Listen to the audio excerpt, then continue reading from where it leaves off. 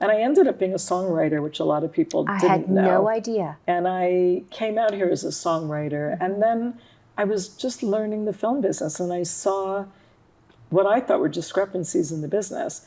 At the time, independent movies were 3 million and under, and studio films were 10 million and above. Times have changed. And the only two people that were in between were Miramax, which was becoming Disney, and New Line, which was becoming Turner. And I just said, why can't I do what they're doing, and I want to be them?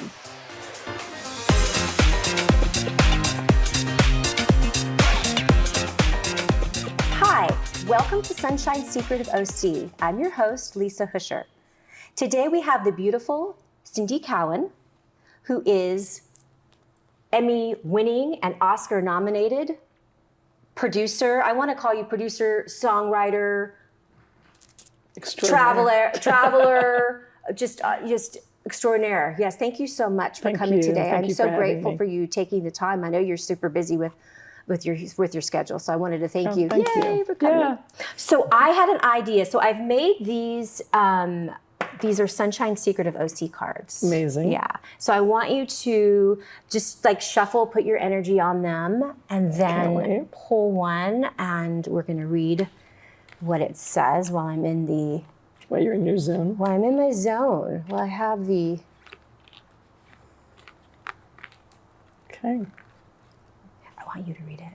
You want me to read it? The ache you feel is an emptiness. It's our spirit craving its next expansion. Yeah. And how do you... I mean, I can connect with that for you. Go for it. Okay. Let me hear it. Okay. Yeah, I mean, I think that you have been in, well, you're a thinker, obviously, but you're also a dreamer. And I love that about you. And you, what I think connects me to you and why I'm in awe of you too, is that you are action oriented. So there are a lot of people that they think and they dream, but they just sort of spin around and they never do anything. Right. And you're a gentle spirit, but you're also like, we're going to get this done, and this is how we're going to do it, and you're going to lead that way. And so I think that you have been in the process of, and actually I can see you. It's a planning stage. You're not impulsive. You make decisions very deliberately and carefully and thoughtfully, and once you make the decision, you're confident in your decision. Yep. And so I see that, I just got all these goosebumps. I see that you have been in that, doing that. And so I think the ache really is, it's because you're not there yet. So you're going to, it's a little bit of excitement, and it's a little bit of fear, and it's a little bit of impatience, but it's not, you're going to be filling that space. Yeah. And I think that part of that's that anticipation of, maybe this, there's the trip that you spoke of earlier that you're going on that I want to hear about, but not just the trip. There are things that are coming, I want to say spring next year. Do you know of this already, what I'm speaking of? Okay. That are really, it's really exciting to me. Yeah. I want to start going. So I want to hear about what that to me feels like something really big. Yeah. Okay. I love that card. I'm single after 9 years, and that could be what that card was talking about. I don't feel it is an ache. So it's saying is an emptiness, it's expansion. Yeah. I've never been more excited for what's coming. So I totally believe in that. Yeah. And what is this this thing that I see that's happening in the spring for you? There's a lot happening in the spring. I have two very big projects going. One is a movie that I created that we should be filming in the spring. It'll be overseas, either Spain, Ireland, or Thailand. Followed by another really big project that I can't announce, which is not only going to be a feature, which most people know me as, but will be my first Broadway play. Oh, okay. So that's where I feel like where I want to get up and do some stuff. So that's going to be huge, and an awful lot of travel. A lot. Back to back almost? Yeah. I see you what you got it's out, and then you're like, and you put this next stuff in. Yeah. It's a little bit like that. Yeah. Which is exciting. I'm excited. Yeah. Can I go for bring up, well, you said that you're single after 9 years, Yep. but I also want to say that, and you're just you're such an open, sweet, kind person. You're easy to read. Good. Some people, they're like, they have like spiders in there. You just don't have any of that. But I actually also see some male energy that's positive male energy, a potential something, partner, significant other, romantic something. Do you know this person already? Or I might. Okay. We don't have to bring. Yeah, but I'm might. just saying, I see that there is some new joy and love around you. So I'm really happy for you because I think that you deserve that. Thank you. Yeah. And I mean, it's hard sometimes in that role of being a strong leader. You have the ability, well, not the ability, but you have the femininity too. And so I feel like this is a better situation for you to explore that. I agree. Okay. Yeah. I definitely agree. Yeah. So I'm just doing all the talking because I'm just excited. I'm so excited. Oh my hear. gosh. Yeah. And it's just kind of coming through. It's so great. It's a very energizing energy with you. So that gets me ramped up. So what happens with me, it's if the person's, I take it down, their energy is real vibrant and colorful. Like I'm a sponge, bring it on. Yeah, and I think that's why even this morning I was looking for something like, I want to be colorful with her, but just because of your energy is colorful. And then you and I we happen to like be wearing the same thing, which is crazy. It's good. So, Sisters. yeah. Do you want to do like one more card just for fun? And then I want to hear about more of your projects.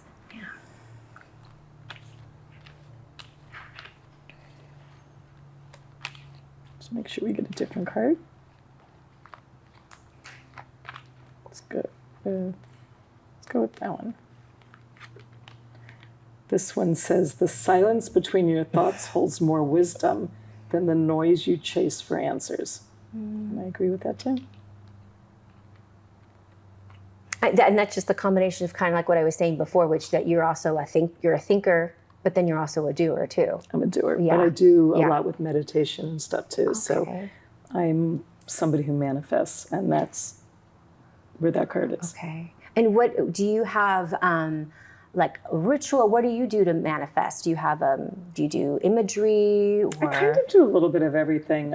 It's funny. Anybody, my Instagram stories, I didn't realize how much they were going to affect people because I'm very into the planets. I'm very into astrology. I'm very into moon cycles. I'm very into all that. And manifestation for me is slowing down, really thinking about what you want. Sometimes I'll do a ritual, like last night was 11/11, so I'll definitely do a candle, I'll definitely sage. And then I just really think of what I want. But the trick to manifesting to me is to put emotion into it.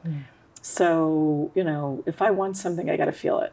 And I got to feel like I have it. And by the way, I tell people, that doesn't mean you're sitting there for an hour.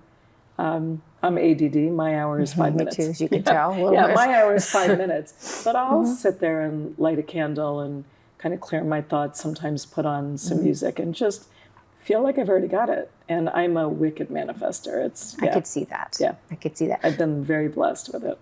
And I think also too, because like you said, you put the emotion, you're very authentic with yourself so that I talk about being aligned. People will go through these things where they're not connecting emotionally and they're not aligned and they're wondering why certain things haven't come true. Well, it's not, you're not aligned with it. You're not, you're just doing it just to do it. Yeah. Where you've learned, well, it's also part of your makeup, your genetic makeup as well. I think that your mom had these gifts also. Yeah. My grandmother really did. Okay. Yeah. Because it's in your genetic background I want to call them like a creator. Oh, yeah. And definitely. You have that. I love mysticism and creating, and as long as it's positive, I don't like any negative energy around me, but positive energy, I'm a sponge. I'm, anything positive, whether it's a crystal, if that's what does it for you, or like I said, or a candle or running water, I'm into all of it. Yeah, me too. And you like you said, positivity.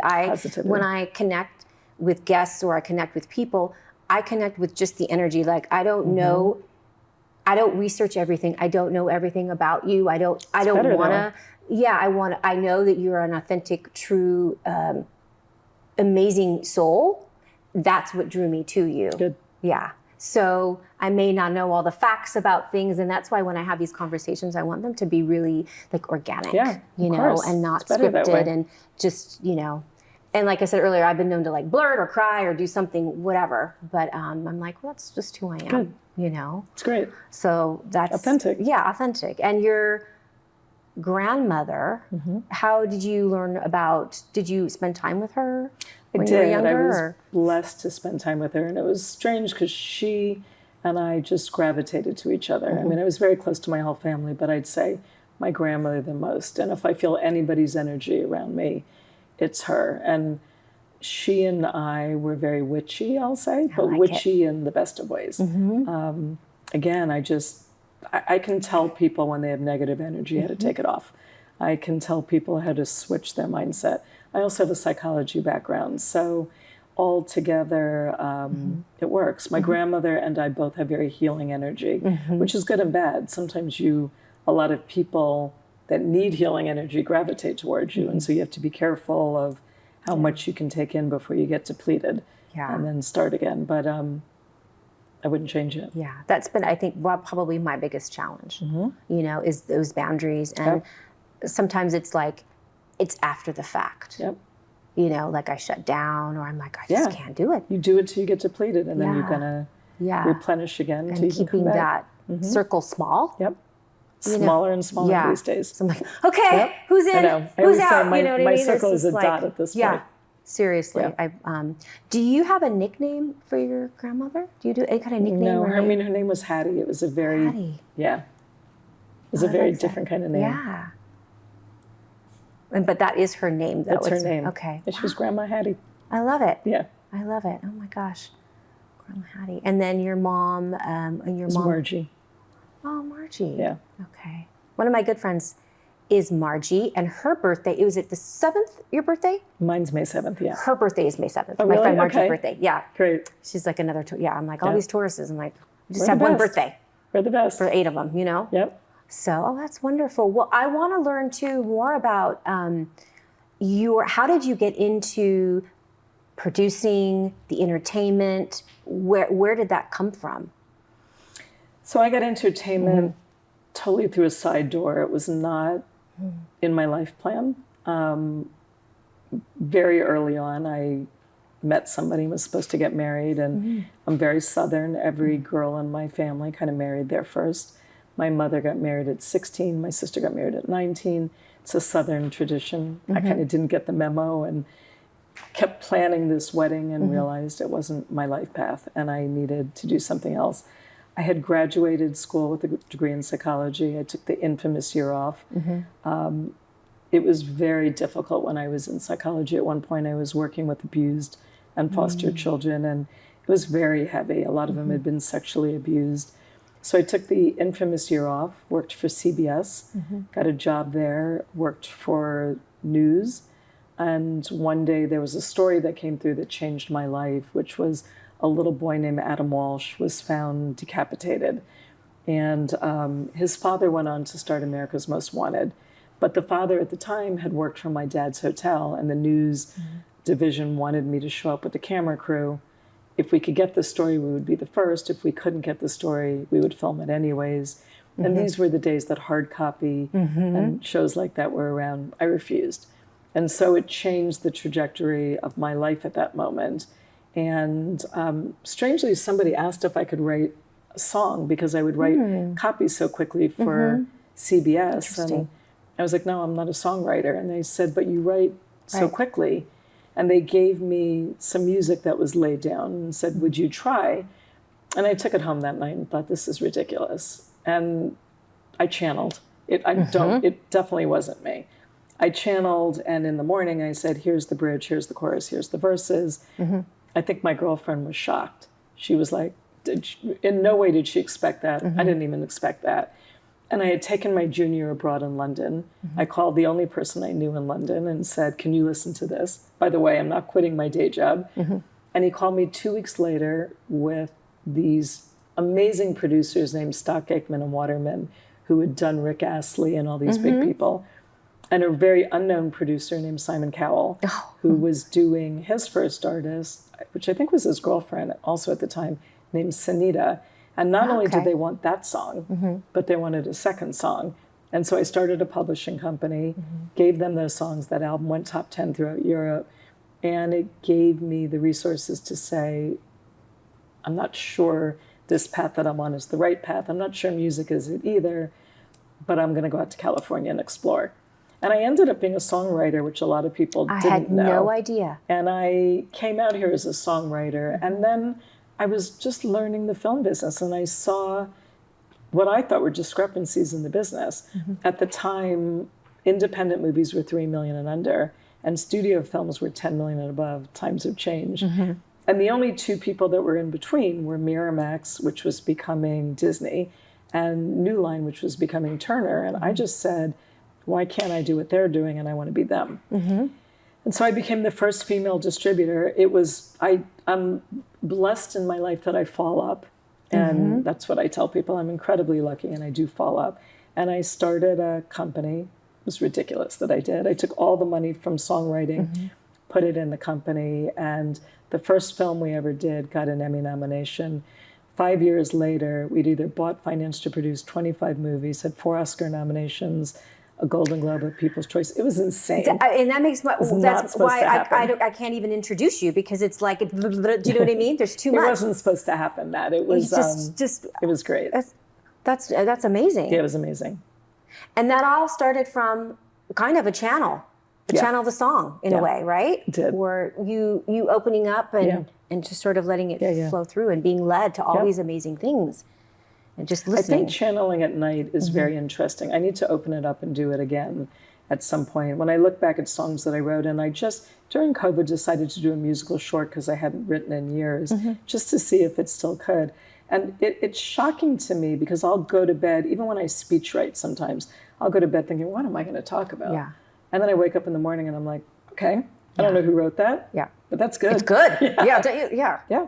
And it's usually, I'll literally fall asleep. Yep. And at 4 a.m, I turn the lights on.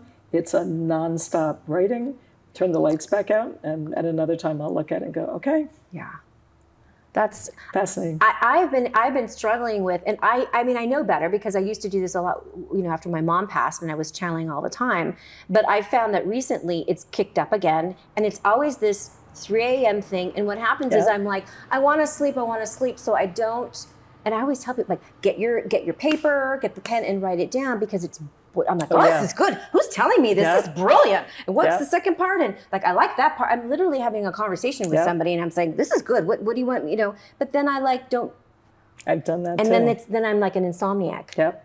So thank you for reminding me that. Do you keep like a paper and pen, I or don't. what do you? I'll even go find it, and I need to do it more. I've spent a lot of my life trying to shut down my own psychic abilities. Hello? Yeah. Anybody want to raise their hand? Right. So poster child right here. I'd say at about 12 was when I started noticing that I had abilities. The problem was, for me, everything that came to me was usually bad. I predicted death, I predicted earthquakes, I predicted everything bad. And who wants to go around like that? And it was crazy how strong it got. And so for years I spent saying, I don't want this. Could even, if you and I were to get into a very long conversation and start to get really, really, really spiritual, at some point in that conversation, my eyes change colors. And so many people have seen it, and they're like, oh my God, they get super blue.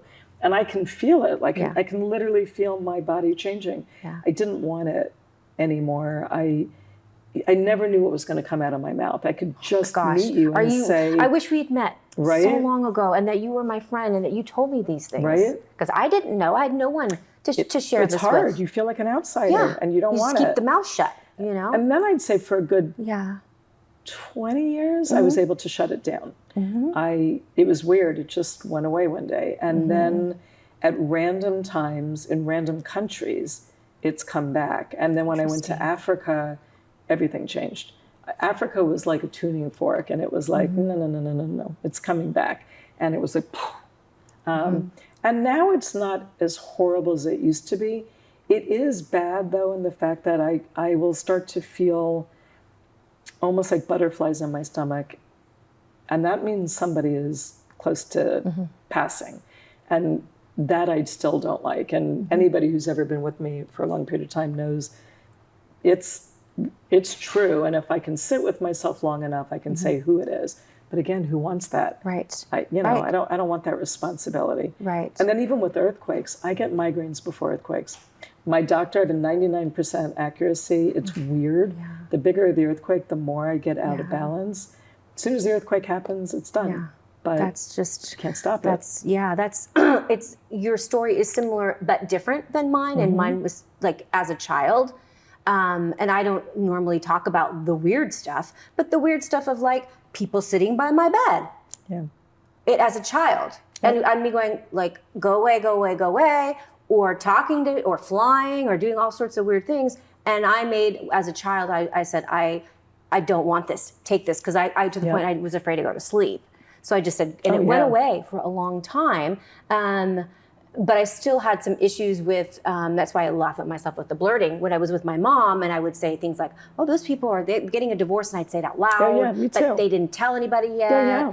And so then I was like, then I became more of the shy girl that didn't talk at all. I get all that. Because who knows what I'm going to say, and it probably wasn't going to be appropriate. And then my mom passed when I was in my early 20s. And that's when it got kicked up a notch. So after, I always tell this story, after she passed, she came and sat by me. We had this long talk about, kind of about the afterlife and about, amazing. And I remember this so sharp. She just said, it's just about love. It's just so simple. You just love others, serve others, this whole thing. And then I kind of did what you did, which was I wrote a poem that about the afterlife and the process of her going and being greeted by her family when she passed. And I read it at the funeral. And I was like, God, I really was brave to do that in front of everybody. And I was crying. And then, so I that came to life after that. And it really helped me in a way with coping with her passing, because my dad had passed when I was 2. She passed when I was like 23. I'm like an only child. And so having that connection that there's something bigger than myself, and that my role, my job, my obligation was to serve.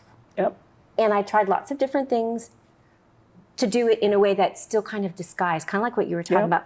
I just disguised a lot of it, but it never really was an authentic service because I wasn't truly using my gifts. And so just a few years back, I'm like, I was exhausted.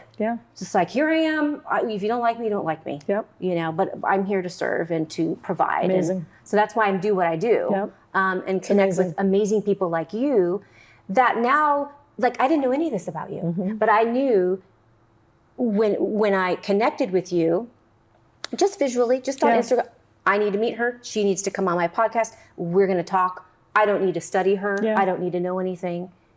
It's better. But knowing that you have these gifts as well, different, but it's a challenge. It's a definite challenge. But there are so many times that people have thought, they've realized now that I'm pretty much always accurate. But there are times that they've also thought I was absolutely insane. So when COVID happened, I remember my friends all calling me and they were like, what are we going to do for 2 weeks? We have 2 weeks off. And they were all watching these crazy, weird shows that were on at the time. And again, my friends that know me and my weird psychic abilities, this time I think they thought I was going crazy, because I started telling them we're going to be in much more than 2 weeks. And not only were we going to be in for much more than 2 weeks, I started seeing, to me, what seemed like riots and protests. I couldn't get it out of my head, but I just saw groups of people, but looting and rioting and breaking windows. And the more I concentrated on it, the closer to my house it got, which was very unnerving. And I was calling a lot of my friends and just warning them. And a girlfriend ended up showing up at my house, which was very welcome. I went from being the most social person around to being isolated for months. So I welcomed her coming. But strangely, the night she came in, I just said, can you put a suitcase by the door? Just pack an overnight bag, and I'm going to do the same. And she thought, again, I was crazy. And we did. We left it by the door. And the very next day, the riot started. And all these different streets from Rodeo Drive to Santa Monica to whatever started getting looted. And everything I saw, everything was happening. But the good thing was, because there's a blessing with the curse, is I also knew we were going to be okay. So although the suitcases were by the door, I'm like, no, it's good. You can unpack now. And she was like, she now was a wreck. We're watching it on TV, and she's like, wait, this is like a mile from your house. Yeah, and we got to go. And I'm like, no, we're good. We're good. The house is blessed. We're good. It's not going to come up the street. Yeah. Wow. We're okay. So there's a blessing and a curse to what we do. Does that help you when you're, because I brought up earlier on as far as like your decision making. When you make a decision because you're very clear in your process. Do you think a part of this just hit me when you were talking? I was like, oh, I'm curious because I'm learning from you also. Do you think part of that is not that you're trying to control any outcome, but intrinsically knowing I'm going to be okay. Yeah, of course. I'm going to be okay. Because a lot of times when people are making these big decisions, because you make big decisions. Yeah, I make big crazy decisions that some people are like, what? Yeah, but you, it's like you check in. You check in. So I think that that's given you kind of an advantage in a way where you, like you said, it's a little bit of a curse because it's been stressful, but also there's a positive to it where it's helped sort of propel you. And also too, part of your life's purpose as mine, I was talking about, is to serve others. So is yours in a definitely is. Communication, storytelling, connecting people, sharing people's stories. Definitely. And so you have to have the self-assurance to be able to do that. And I think that that's helped you definitely lead. Definitely. I think that's the word. Be a strong leader. And I got these like, definitely. Yeah. And I always say I'm incredibly blessed that I have made it and that I'm successful because it gives me the opportunity to get back. And so, yes, I won an Emmy. Yes, I've got Oscar nominations. The Humanitarian of the Year award was my favorite award I was going to ask you. And may I get another, because the greatest thing you can do is get back. I can't even, there's nothing inauthentic about it to me. It makes me happy. Yes.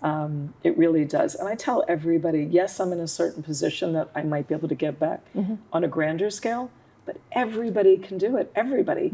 I was with a girlfriend and we went to a dinner. It was her birthday. And we walked out and she was taking half of a pizza home.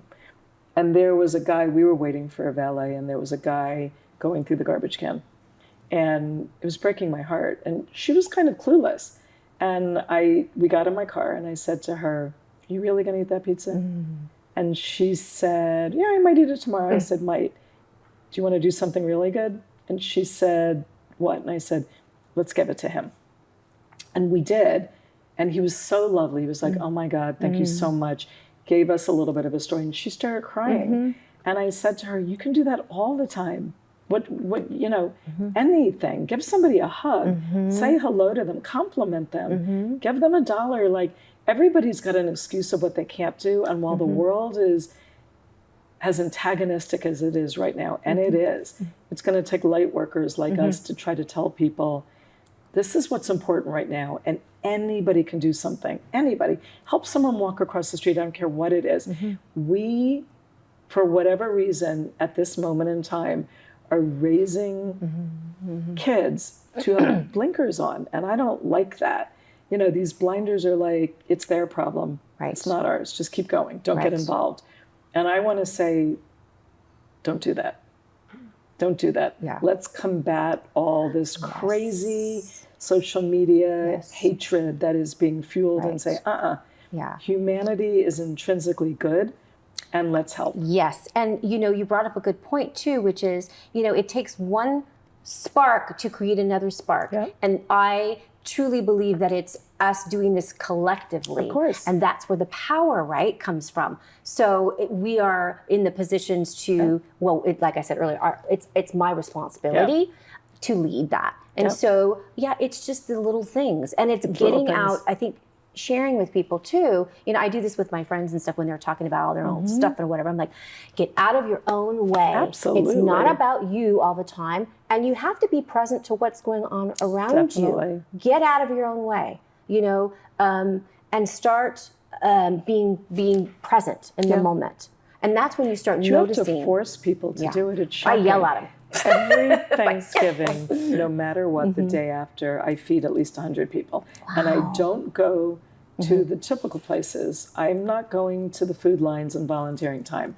I am plating and making food and driving around Los Angeles because I want to see, are we cleaning up? Where are people? Do we still have a really bad fentanyl problem? What are the avenues and the areas that we can help? And every year people tell me, please don't do this anymore, it's dangerous. It's not. I don't get out of my car. I roll the window down. I say, are you hungry? I try to get a conversation going because I want to know. I am in a position where I know higher up. So I'm just not a talker. I want to say, no, I've been on these streets and this is where we have a problem and this is where we don't and this is how you can help. Right. By the way, I tell every one of my friends, for $8 you can go to a grocery store and get 7 pieces of chicken and a bottle of water. I mean, go feed people. You can do it.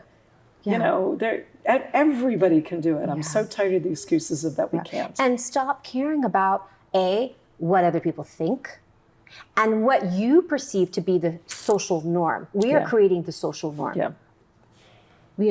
So if everybody wants to be a little robot, let's all be robots, let's do the same because this person's doing it means that I should do it. No, it's not. And I think it's thank you for bringing all these things up. And what's a good way too, I know you brought up like your charities, and are you looking for people to get involved, or how can you tell the listeners and the people that are viewing this, give them some direction on how to get involved?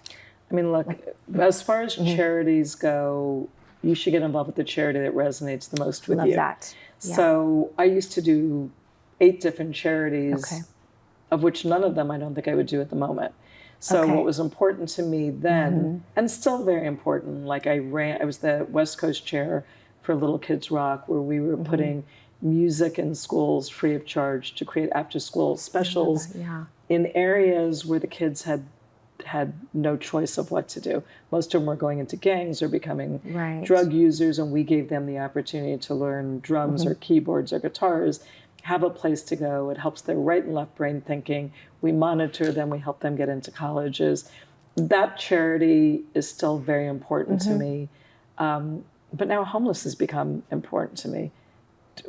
There's going to be, in this crazy stuff that is happening right now, it can happen to anybody. Yeah. So that wouldn't have been as important to me 10 years ago. That's important to me now. So as far as charities, I tell people, God forbid, if you have cancer in your family, whatever appeals to you the most, that's the charity you should get involved with. More so, what I really want to encourage people to do, though, is getting out there and helping in any way they can. A lot of people are afraid to ask others for money right now because money's tight. So I would say, if you're worried about your money going to a charity where you're not 100% sure I was going to ask you that where it's being spent, either look for charities that are 100% nonprofit, which are the only ones that I'll get involved with, or get out there and do it yourself. If you're cleaning out that closet, take those clothes. Where do you want to take them to? Find somewhere local, maybe. That's local. Do you want to take them to an orphanage? Do you want to take them to, a woman's abused center? I mean, there's so many different places that you can take it, but take it to a place that resonates with you. Okay, that's really good advice, because I know a lot of people, they watch, they're like, oh, I want to do something, and then they don't know what to do. So I think kind of like what you're saying, and I love this, is and kind of like what I was saying with don't be a robot and hang out with, what do you connect with? What are you emotionally aligned with? Right. And then maybe do a little research to find out about, like you were talking about the money, making sure the money is. Yeah, make 100% sure and then that it's 100% nonprofit. Maybe something in your community, and then do it. Actually do something about it. Yeah. So I love that. That's just... homeless is such a big deal right now that I would tell most people to start that way. Even if, I changed the mattresses in my house. And I remember my boyfriend at the time going, we are not bringing those mattresses downtown. I'm like, yes, we are. And he's like, why? And I'm like, because these people are sleeping on the floor. My mattress is 7 years old. You don't think this is a great mattress? It's amazing. Yeah. Now they don't have to sleep on the floor anymore. Right. And I think the problem is I don't Instagram these moments. These are I know. pure moments for me. This isn't to get Instagram views. This is because somebody's in need. Now, there's good and bad with that. Maybe I should be Instagramming those moments, but I don't want to. This is my contribution of giving back. And it's my way of connecting with people. And I really generally care about them. And so I want the personal connection versus I'm going to give $5,000 to sit at a table with an actor. Right. That's not what I want to do. No. That's wonderful advice. I just love that. I mean, so your next project, so you've got the movies, you've got lots of travel, you're producing. I mean, is there anything else that I feel like we haven't? Oh, I wanted to do one last thing too before. Can I hold your ring? Yeah. And let's just, I feel like we've covered everything, but we could do like a one last. We can do whatever you want. I'm excited for it all. This is hot. You're like, I'm hot. And just to see if there's any last, before I, because I know we could probably talk all day. It's the power ring. You can have a tantric ring if you get more. No, this is good. So this pops me back to the conversation that we had prior to us starting. It just pops me back into the photo of you. Well, it's not necessarily you, but there's a photo of, like I said, orphanage. So lots of children. You might even, we will talk next year. This is something that has not happened yet. This is not what I thought it was before. Okay. This is not your mom. This is you. Because I see you standing, and then I see children sitting, and it almost looks like a school photo, which tells me, yes, education, providing like books and like. That could have been Little Kids Rock. Oh, okay. It's education. It's education. Oh, okay. And then you and so you might get involved again on a more stronger. There is another charity I'm getting involved with now that will do something similar. We're going to build again schools and areas of need. This is what that is. Right. This is exactly what that is. This is so I'm now connecting with. When I sat down with you and I saw this photo, it's instant. I feel like I just had a cup of coffee. So I feel energized. I feel excited. I want to jump up. I'm like, wow, what an incredible thing you're going to do. These children are going to be I see hugs. That's I see amazing. Children hug. I needed to bring tissue. I knew I was going to bring tissue and I wasn't going to cry.